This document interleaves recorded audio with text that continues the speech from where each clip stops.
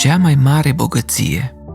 Se povestește că odată pe drumurile unor pustiuri se întâlniră doi călători, un tânăr și un bătrân înțelepțit de povara anilor. Se prinseră în vorbă. Tânărul începu să se jăluie de viața grea ce o ducea.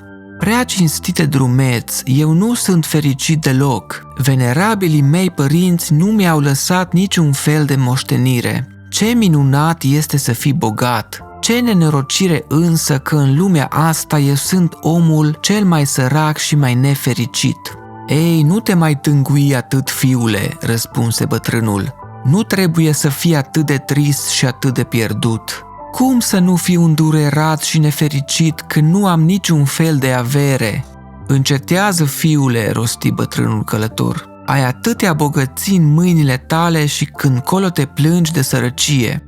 Tânărul tresări și îl privi mirat. Ce fel de bogății? Eu știu că n-am nimic. Atunci drumețul cel înțelepțit de mulțimea anilor îi grăi. Te-ai gândit vreodată cât prețuiesc ochii tăi?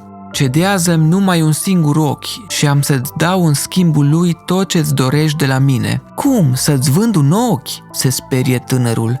Nu, cinstite călător, n-am să-mi dau ochiul meu nici pentru cea mai mare comoară din lume.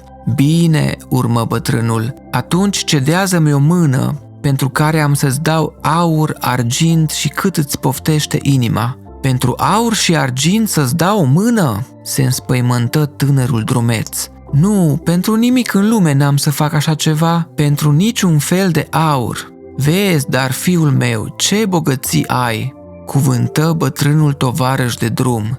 Și dacă este așa, atunci de ce îmi plângi? Crede-mă că cea mai mare bogăție este însuși omul. Dacă omul este sănătos, dacă are mintea luminată, atunci el are și puterea să-și agonisească singur orice bogăție din lume.